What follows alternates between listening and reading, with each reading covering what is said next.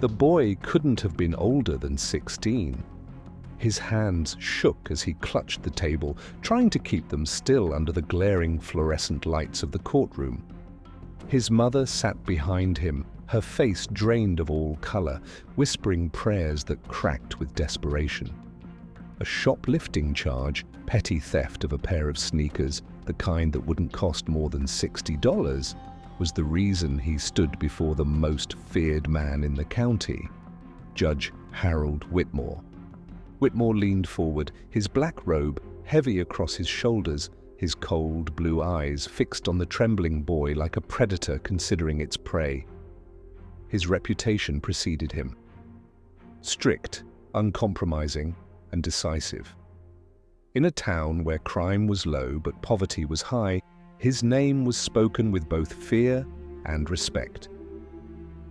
"This court finds you guilty," Whitmore's voice thundered, echoing across the wooden walls. He didn't even glance at the boy's lawyer, who had argued for community service, or at the boy's school principal, who testified that this was his first offense. Instead, Whitmore's gavel came down like a guillotine. 3 years in juvenile detention," he declared. Gasps filled the courtroom. The boy's mother collapsed into sobs, clutching her chest as though her heart had split open. The boy himself froze, his face pale, his lips moving, but no words coming out. 3 years for sneakers? Even the bailiff flinched before regaining his composure and leading the boy away. Whitmore didn't flinch. He simply scribbled a note on the file before calling the next case. To the public, this was another example of Judge Whitmore's tough love approach. Local newspapers praised him for being the kind of man who wouldn't let crime slide, no matter how small. Headlines read, "Judge Whitmore keeps town safe with no-nonsense sentencing." Parents quoted him to their children, warning them of what awaited if they stepped out of line. But for those sitting in the courtroom that day, especially the mother whose son had just been swallowed by the system, the sense of justice felt twisted, almost surreal. It was as if the punishment had been decided long before the trial began. And that was exactly what was happening. In the years leading up to that moment, whispers had already started to spread. People noticed that Whitmore's sentences weren't just harsh, they were wildly inconsistent. A teenager with a wealthy father caught drunk driving got a stern warning and probation. Another boy from the projects, caught smoking the same joint of marijuana, was sent away for 2 years. Some said it was racial bias, others said it was simply Whitmore's gut feeling about criminals. But a few, just a few, wondered if something darker lurked beneath. One of those few was a local journalist named Marissa Clark. Marissa had grown up in the same town, attending the same high school as many of the kids who ended up in Whitmore's courtroom. She had seen their lives spiral downward after his sentences, students who once dreamed of college, now labeled as felons before they could even vote. She kept a quiet file in her cluttered office, filled with clippings and handwritten notes. At first, it was just a hobby, something to make sense of the injustice she witnessed. But as the years went by, the file grew thicker, the sentences more outrageous. One late night, staring at the stack of articles, she noticed a pattern. The harshest sentences seemed to fall on those whose families couldn't afford private attorneys. Kids defended by overworked public defenders, single mothers who could barely pay rent, men who had no one in the courtroom to speak on their behalf. The wealthier ones, those with resources, walked away with lighter punishments. And then there was the timing. Each harsh sentencing seemed to coincide with something in Whitmore's life. A new luxury car in his driveway, renovations on his lake house, his sudden ability to send his children to elite private schools. Marissa circled the dates with a red pen. The coincidences were too sharp, too deliberate. But how could a man as respected as Judge Whitmore, a pillar of the town, be corrupt? For the victims, the damage was permanent. Take the case of Miguel Alvarez, a 19-year-old caught with a single pill of prescription painkillers he didn't even have a prescription for. He had no criminal record, was working part-time at a hardware store, and was about to enlist in the military. His lawyer begged for leniency, arguing that the pill wasn't even used recreationally, but taken for a back injury from construction work. Whitmore sentenced him to 5 years. Miguel's dreams of serving his country vanished overnight. His family was destroyed by legal fees, his younger siblings bullied at school for being the brother and sister of a criminal. Or the story of Claire Dawson, a 17-year-old honors student accused of writing bad checks. The checks amounted to less than $200, an act of teenage stupidity rather than criminal malice. Her guidance counselor pleaded in court, saying Claire had already been accepted into college. Whitmore sent her to a juvenile facility for 18 months. By the time she got out, her scholarships were gone, her college dreams shattered. She never recovered. For every Miguel and Claire, there were dozens more, families torn apart, futures erased. And yet, Whitmore thrived. His colleagues adored him. At charity dinners, he was praised for saving the community from itself. The mayor shook his hand in public. Local police officers, many of whom benefited from his harsh sentences filling up detention centers, toasted him at their annual balls. But behind closed doors, there were murmurs. Even some lawyers began to question how far this had gone. One defense attorney, Gerald Pike, noticed a chilling pattern. Whenever he represented low-income clients, Whitmore seemed particularly eager to make an example out of them. But when Gerald represented someone with wealthy parents or connections, Whitmore suddenly showed mercy. Gerald whispered his suspicions to colleagues, but they dismissed him. "That's just how Whitmore is," they said. "He's unpredictable." But Gerald wasn't convinced. The first crack appeared on a cold February morning, years after the boy with the sneakers was sentenced. A clerk working in the courthouse, a quiet woman named Denise, stumbled on something odd.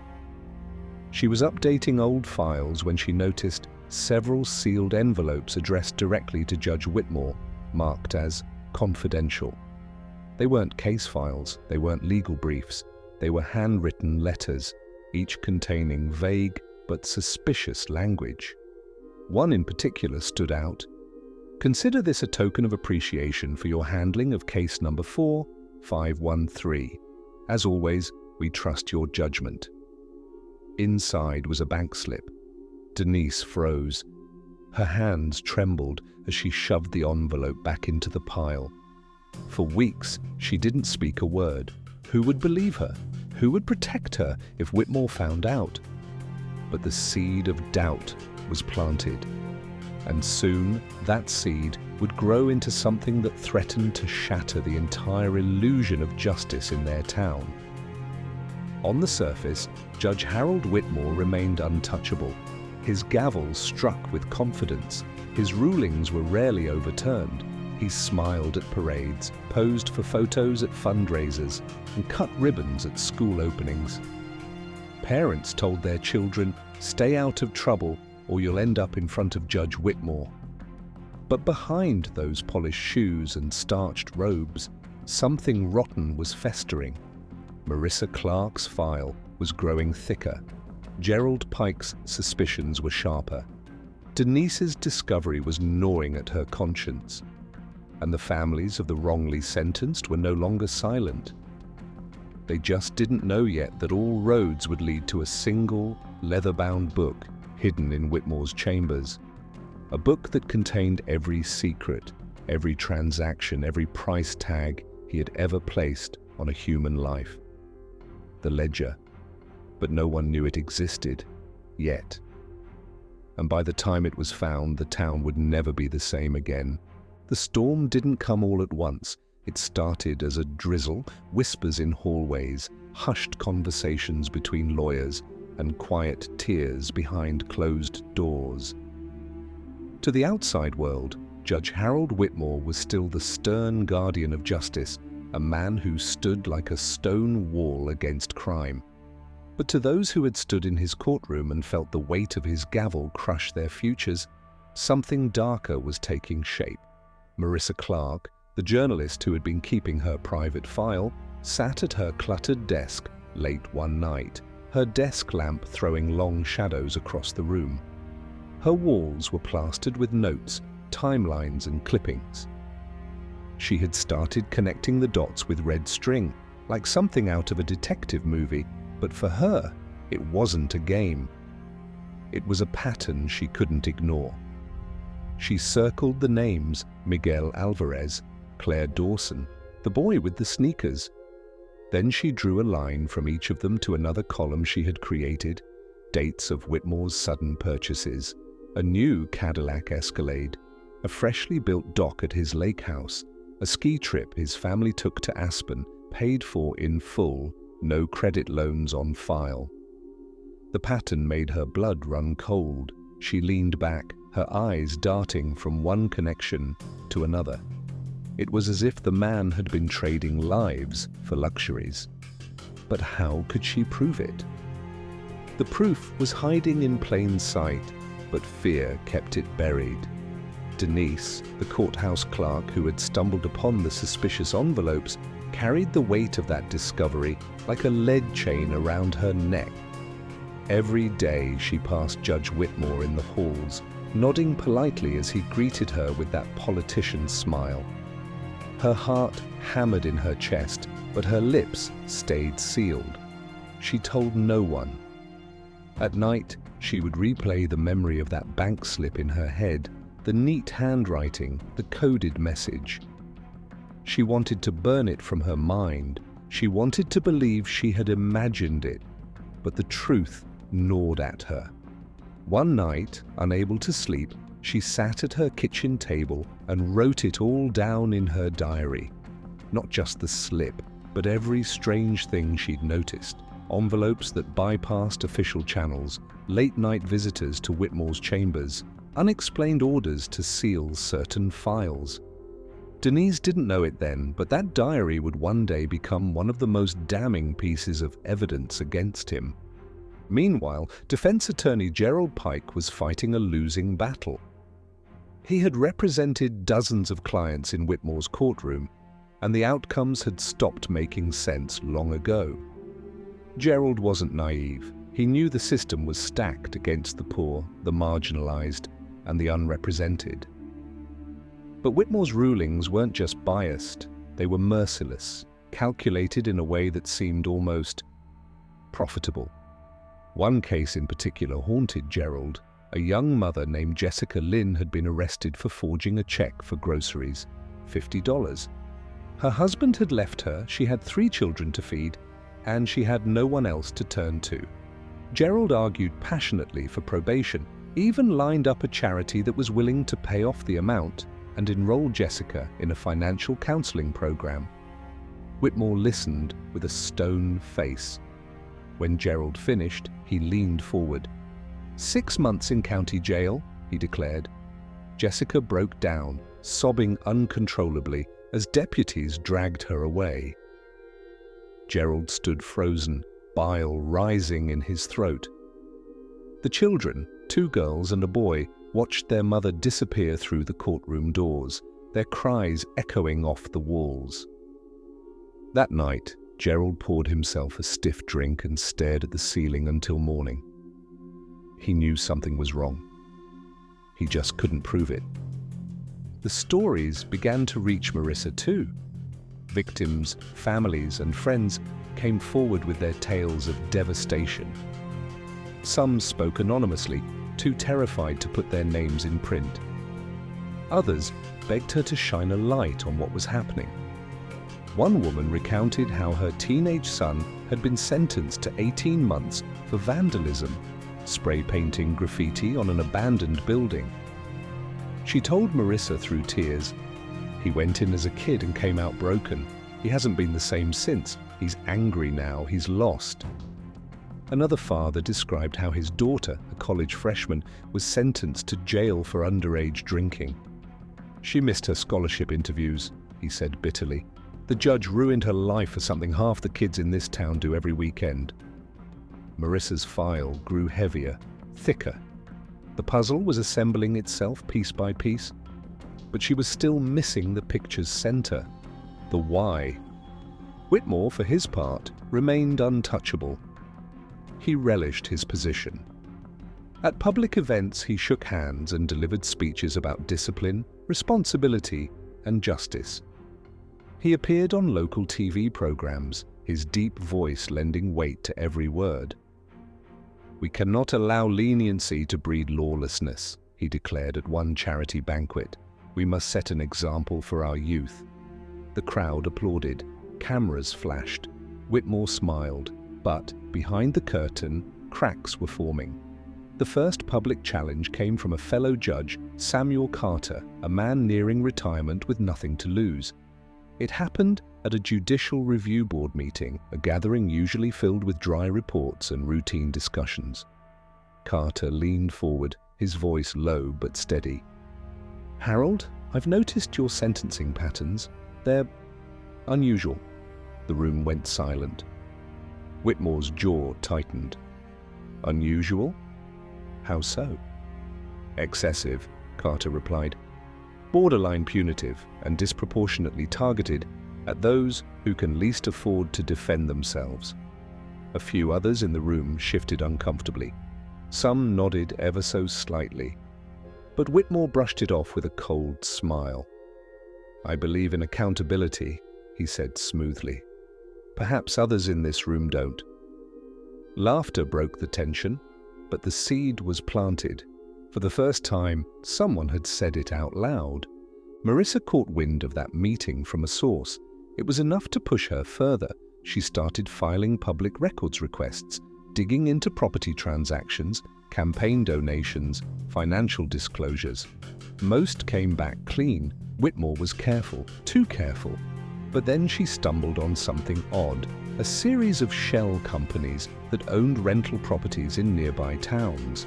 The companies were legally separate, but all were managed by a single accountant who just happened to be Whitmore's golfing buddy. The rent payments totaled thousands every month. None of it was listed on Whitmore's disclosures. Marissa circled it in red ink. "Follow the money," she muttered. But as she dug deeper, resistance grew. One evening, as she walked to her car after covering a city council meeting, she noticed a black sedan parked across the street. Its headlights were off, but the silhouette of a man inside was unmistakable. She froze, fumbling with her keys. The engine roared to life, and the car pulled away slowly, deliberately. Her hands shook all the way home. Others were beginning to whisper too. Denise, the clerk, overheard lawyers quietly question Whitmore's rulings in the courthouse cafeteria. Gerald Pike confided to a trusted friend that he suspected corruption. Even Judge Carter, emboldened after his earlier comment, began privately urging colleagues to keep an eye on Harold. The cracks were forming, but they still didn't have proof. The proof nearly surfaced one evening when a whistleblower reached out to Marissa. It was an email from an anonymous sender. "I have documents that will expose Whitmore. Meet me tomorrow night. Parking garage, 3rd floor, 9 p.m. Come alone." Marissa's heart pounded as she read it over and over. She debated whether to tell someone, whether to bring backup. But in her gut, she knew she couldn't ignore it. The next night, she drove to the garage. The air was thick with tension, her footsteps echoing as she climbed to the 3rd floor. A figure stood in the shadows, clutching a manila folder. "You're Marissa?" the figure whispered. "Yes," she replied. The figure stepped forward, a man, maybe in his late 40s, his face pale and nervous. He held out the folder. "These are copies. The originals. I don't have them anymore. He'll come after me if he finds out." "What is it?" she asked, her voice trembling. "Proof," he said simply. "Proof he's been taking money for sentences." Marissa reached for the folder, her pulse racing. But before her fingers touched it, the man jerked his head at a sudden noise. A car engine revved in the distance. Headlights flared. The man panicked. "I can't—" He dropped the folder, scattering papers across the concrete, and bolted into the night. The car sped after him, tires screeching. Marissa fell to her knees, scrambling to gather the pages. But when she looked down, her stomach sank. The papers were blank. A setup. She had been lured into a trap. The next morning, a story broke in the local paper discrediting her. An anonymous source claimed Marissa had been harassing courthouse staff, fabricating corruption claims for a sensational story. The editor-in-chief of her paper demanded answers. Marissa sat at her desk, staring at the article. Her chest tightened. Someone was trying to silence her. But if they thought that would stop her, they didn't know her well enough. As the weeks went by, tension in the town grew. More families spoke out. Local radio hosts debated whether Whitmore was too harsh. Protesters gathered outside the courthouse, holding signs that read, "Justice" or "Just Business." The once untouchable judge was starting to feel the heat.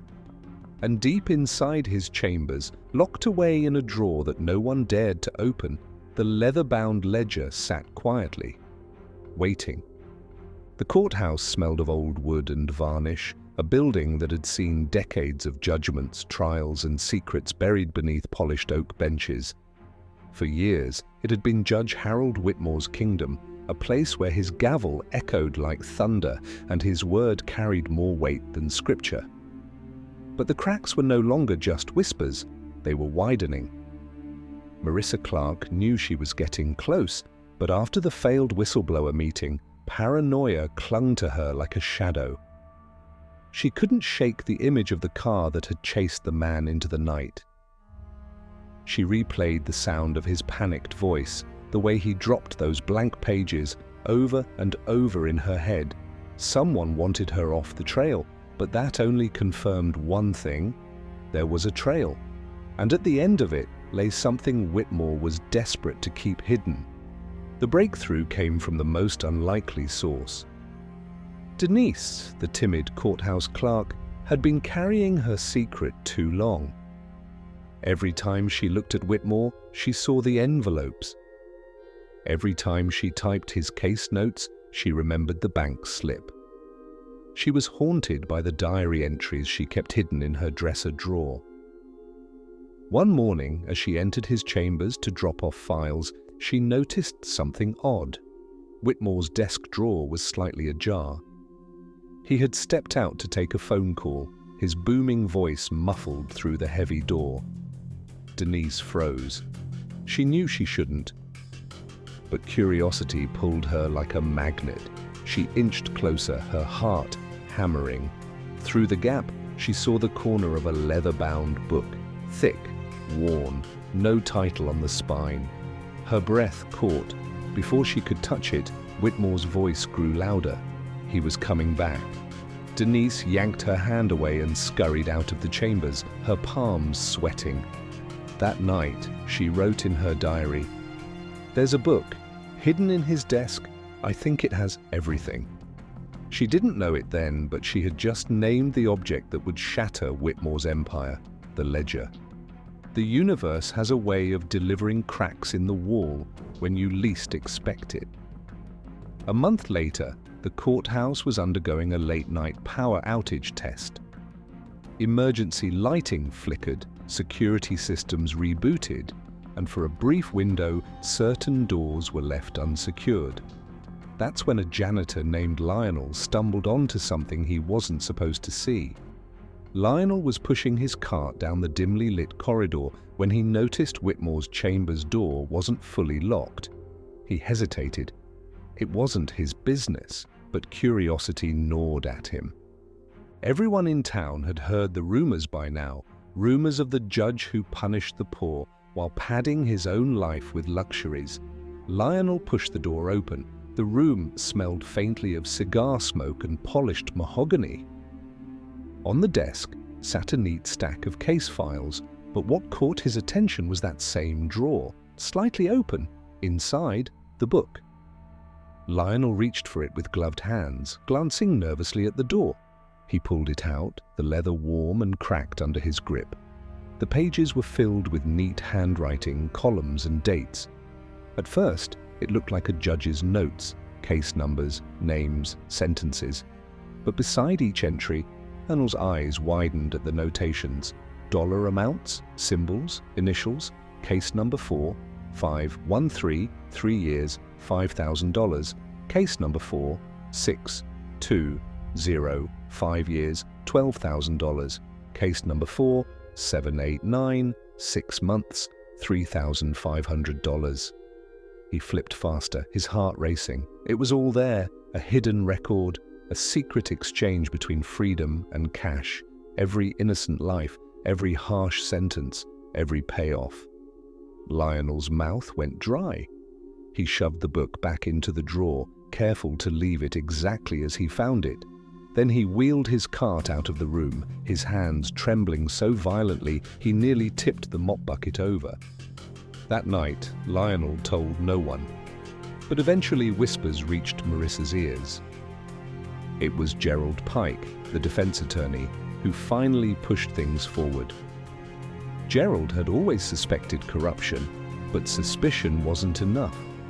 One late evening, over coffee at a nearly empty diner, he sat across from Marissa, his tie loosened, his eyes bloodshot. "You're right," he told her bluntly. "He's selling sentences. I've known it for years." Marissa leaned in. "Then help me prove it." Gerald hesitated, then sighed. "There's talk about a ledger, some kind of record he keeps. If we find it, it's over for him." Her pulse quickened. Denise had hinted at it. Lionel had whispered about it. Now Gerald was confirming it. The ledger. Marissa scribbled furiously in her notebook. "How do we get it?" Gerald shook his head. "That's the problem. It's locked up in his chambers, and he guards that place like a fortress. Even the clerks are terrified to touch his things." "But if we don't get it?" Marissa pressed. "He keeps destroying lives." Gerald's jaw tightened. He looked out the window at the neon diner sign flickering in the night. "Then maybe it's time we take a risk." The risk came sooner than either expected. Weeks later, a court employee leaked to Gerald that Whitmore was going away for a weekend judicial conference.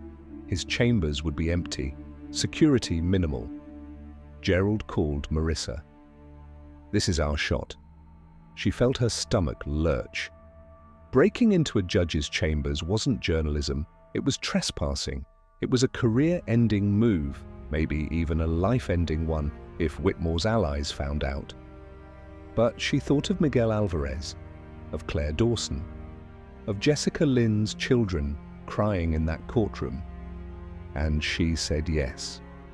That Saturday night, under the cover of darkness, Gerald and Marissa slipped into the courthouse through a side entrance Gerald had secured with a sympathetic guard. The halls were eerily silent, the sound of their footsteps amplified by the emptiness. Marissa's heart raced. Every creak of the floorboards felt like an alarm. They reached Whitmore's chambers. Gerald pulled out a small toolkit, something he'd borrowed from a friend who once worked in locksmithing. The lock clicked open. The room felt suffocating. Heavy curtains blocked the moonlight, casting shadows across the polished desk. The air smelled faintly of cigars and cologne. Marissa's eyes locked on the drawer. "This is it," Gerald whispered. He pulled it open, and there it was, the ledger. Larger than she expected, its pages worn, its spine cracked. Marissa's hands shook as she flipped through it. Case numbers, names, sentences, dollar amounts, but it wasn't just numbers. There were initials next to the payments, businessmen, local politicians, even law enforcement officers. Names she recognized, names that shocked her. The ledger wasn't just about Whitmore, it exposed an entire network. "Oh my God," she whispered. Gerald's face turned pale as he read over her shoulder. "This isn't just him. This is everyone." They didn't have long. A sudden sound echoed down the hall. Footsteps. Gerald's eyes widened. "We have to go." Marissa snapped photos with her phone, flipping through page after page, her hands moving desperately fast. Her phone's shutter clicked quietly, capturing everything she could. The footsteps grew louder, a guard making rounds. Gerald grabbed her arm. "Now!" They shoved the ledger back into the drawer, closed it carefully, and slipped out through the side door just as the guard's flashlight beam swept across the corridor. Outside in the cold night air, Marissa clutched her phone to her chest. Her hands were trembling so hard she nearly dropped it. She had it. Proof. But what she didn't know was that possessing that proof would put a target on her back larger than she could ever imagine. The next morning, Marissa pored over the photos. Each page was damning, not just sentences for cash, but coded notes linking payments to contracts, real estate deals, even campaign donations. It was systemic corruption sprawling far beyond one judge. She called Gerald. "This will blow the town apart." Gerald's voice was heavy. "It'll blow more than that. If those names get out, people with power will come for us. Hard." Marissa stared at the images on her screen. "Then we have no choice. We publish." But Gerald hesitated. "We need more. If we rush, they'll claim it's fake. We need the original ledger." Her stomach knotted. Returning for the ledger was suicide. But deep down, she knew he was right. Without it, they could be dismissed. With it, Whitmore would fall, and maybe the entire network with him. Meanwhile, Denise had noticed something too. The drawer where the ledger was kept looked slightly off. A hairline scratch near the lock. She realized someone else had been in there. Her diary entry that night was frantic. Someone touched the book. Someone knows. And in his private study, Judge Whitmore himself seemed restless. He sat in his leather chair, swirling a glass of bourbon, the ledger now tucked deeper into his drawer. He had built an empire of silence for years, but for the first time, he felt it slipping. He didn't know yet who had been inside his chambers, but he would soon. And when he did, there would be no mercy. In the weeks that followed, Marissa and Gerald wrestled with their decision. Publish with what they had, or risk everything to retrieve the ledger? But fate had its own timing. A courthouse janitor, Lionel, went missing. His locker was emptied, his apartment abandoned. The last person who had whispered about the ledger was gone. Fear spread. Lawyers stopped speaking openly. Clerks avoided eye contact. The message was clear. Whitmore knew someone was after him, and he was cleaning house. Still, Marissa couldn't stop. Late one night, staring at the photographs on her laptop, she whispered to herself, "This is bigger than him. This is the whole system." And she was right. The ledger wasn't just a record of one judge's greed. It was the blueprint of a conspiracy that reached deeper than anyone dared imagine. And exposing it would come at a cost none of them were prepared to pay. The ledger had been found, photographed, and hidden again. But the discovery didn't end things. It set the fire. For the first time in years, Judge Harold Whitmore was rattled. He noticed the scratch on his drawer, the faint shift of objects he always placed precisely. Someone had been inside his chambers. Someone had touched the book. At night, in the quiet of his lake house, he poured himself another glass of bourbon and stared into the flames of his fireplace. His empire, carefully constructed over decades, no longer felt untouchable. He had enemies. He just didn't know their names yet.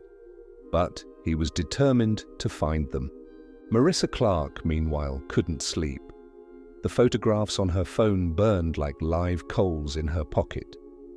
She stared at them every night, scrolling through the pages she had captured. Case numbers, amounts, initials, names. One entry stuck with her, case number 4771, 2 years, $7,000, initials MD. She dug deeper. MD matched a local construction magnate, Martin Dwyer, a man notorious for shady deals, yet untouched by the law. His nephew had been arrested for assault, but mysteriously walked free with probation. The ledger explained why. Another entry pointed to a county commissioner. Another to a prison contractor who had recently expanded a juvenile detention facility. Marissa's throat tightened. This wasn't just greed, it was a machine. A pipeline where poor defendants fed profit margins, and every conviction fattened someone's pocket. If she went public, it wouldn't just be Whitmore on trial. It would be half the power structure of the town. Gerald Pike, the defense attorney, was pacing his office when she called him. "We have to move," Marissa said, "before they bury us." Gerald pinched the bridge of his nose. He looked exhausted, like the weight of 100 ruined cases pressed down on him. "If we release what you have, they'll call it fabricated," he muttered. "If we wait, Whitmore will sniff us out. He's already hunting. People are disappearing." Marissa's voice cracked. "Lionel is gone.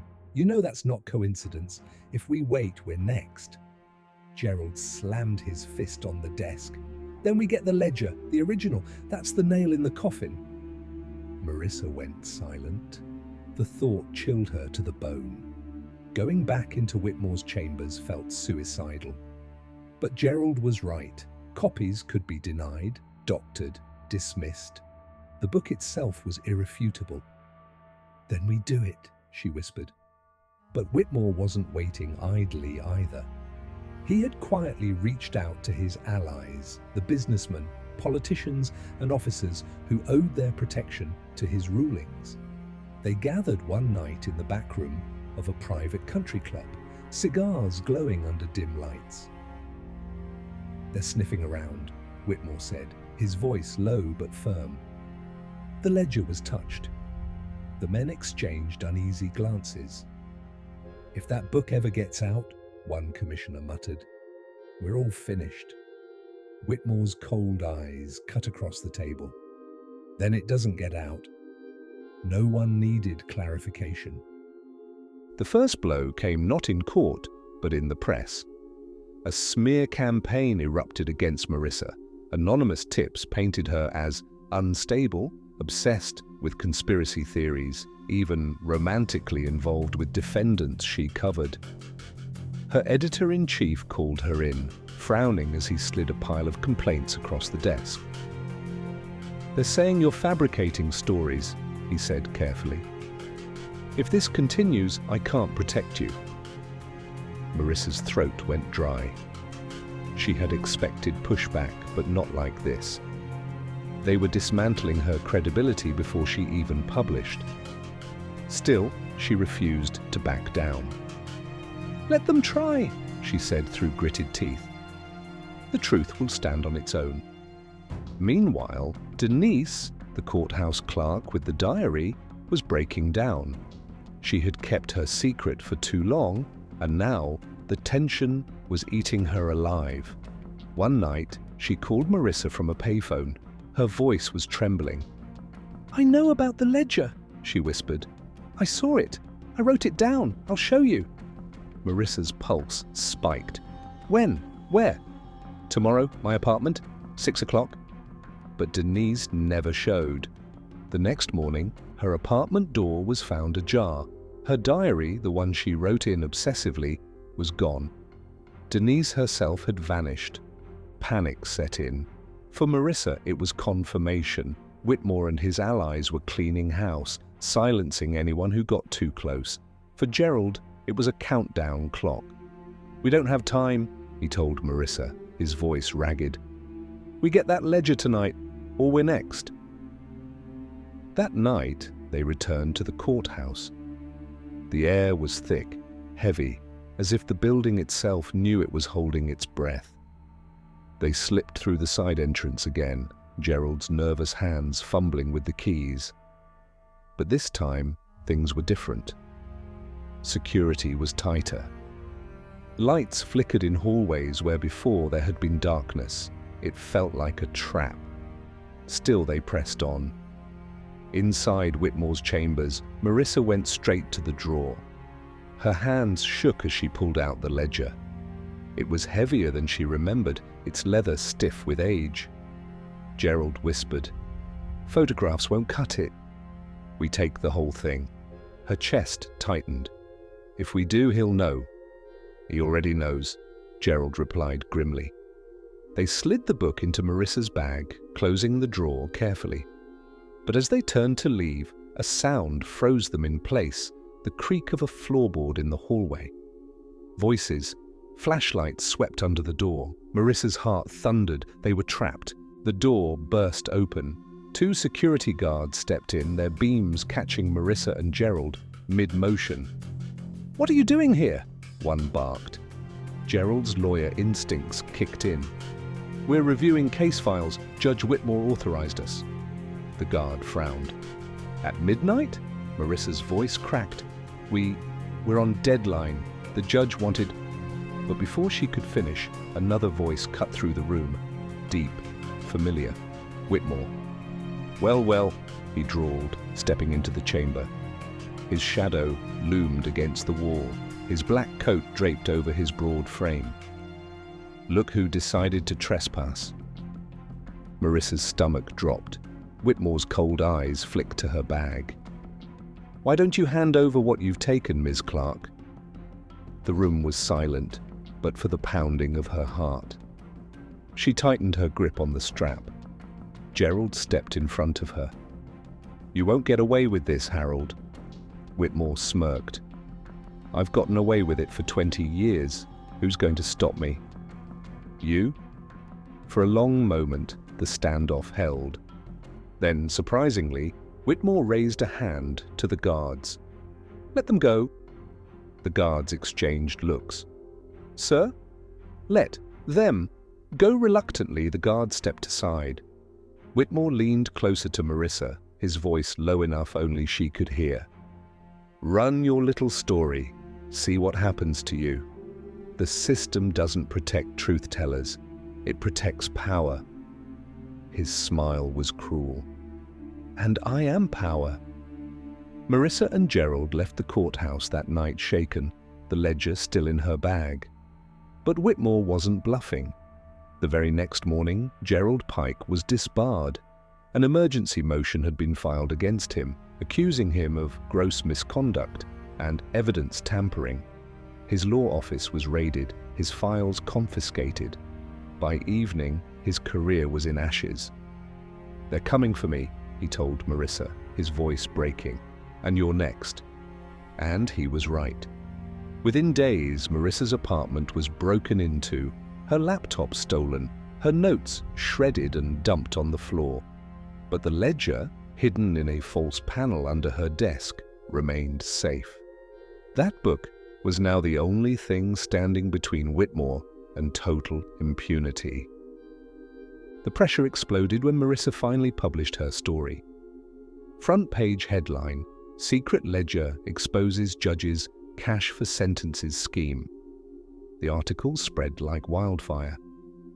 National outlets picked it up. Protesters flooded the courthouse steps. Families of the wrongly convicted waved signs with their children's faces. "Free Miguel Alvarez!" "Justice for Claire Dawson!" "Whitmore must go!" The town was boiling.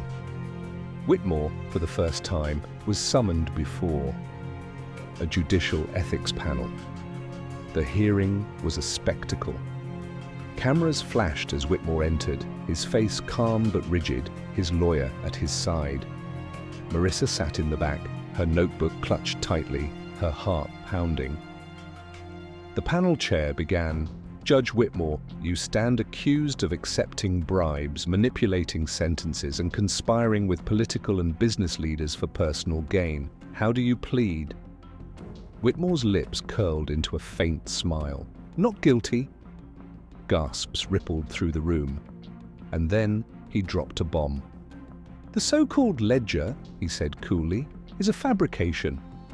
ahamisitwani elultetve hogi megfekutessima nevum, a conspiracy orchestrated by Ms. Clark, Mr. Pike, and others who seek to undermine justice. All eyes turned to Marissa. Her stomach dropped. Whitmore had flipped the narrative, but what he didn't realize was that the ledger held one last card. In its final pages, beyond the case numbers and dollar amounts, was a list of private meetings, dates, locations, attendees, including businessmen, commissioners, and one US senator. The conspiracy wasn't just local, it was national. Back in the chamber, Whitmore leaned forward, addressing the panel with ease. "This so-called evidence is laughable," he said smoothly. "Any journalist with an agenda can scribble numbers in a notebook. Are we to ruin reputations based on gossip?" Some panel members nodded uneasily. Doubt was creeping in. Marissa's stomach churned. If she stayed silent, he would walk free. So she stood. "Madam Chair," she called, her voice cutting through the murmurs. "I have copies of the ledger, photographs, and they contain more than just numbers." The room turned toward her. Whitmore's face hardened. "They contain names," she continued. "Meetings, dates, not just Judge Whitmore, but his associates, business leaders, commissioners, even a senator. This isn't just one man's corruption, it's a conspiracy." Gasps rippled through the chamber. Cameras flashed. Whitmore's calm cracked, his jaw tightening, as his eyes bored into Marissa with quiet fury. The panel called a recess. Reporters swarmed Marissa in the hallway, shoving microphones in her face. "Do you have the ledger? Are you saying the senator was involved? Is this bigger than Whitmore?" She raised her hands, her voice steady though her pulse thundered. "The public deserves the truth, and we have the proof." But even as she spoke, her phone buzzed with a text from an unknown number. "You don't know what you've started. Stop now, or you'll disappear like the others." Her blood ran cold. That night, Marissa met with Gerald in his dimly lit office. His career was in tatters, disbarred, smeared, but his resolve was stronger than ever. He spread out the photographs across his desk, studying the final section. "This isn't Whitmore's book," he said quietly. Marissa frowned. "What do you mean? Of course it is. It was in his drawer." Gerald shook his head. "Look closer. These names, Senator T, Commissioner R, Whitmore doesn't outrank them. He's serving them. He's not the architect. He's the middleman." Marissa's chest tightened. The realization hit her like a blow. Whitmore wasn't the king, he was the pawn. And somewhere above him sat the true players. The next morning, the town was in chaos. Protesters filled the streets demanding justice. Families of victims marched with photos of their children. News vans lined the courthouse steps. Cash for sentences scandal widens. Whistleblower journalist names sitting senator. Calls for federal investigation grow. The story had gone national.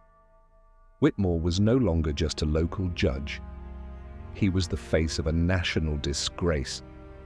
And for the first time, he looked cornered. At the next hearing session, evidence was introduced. Marissa's photographs, testimony from families, financial records linking Whitmore to suspicious transactions.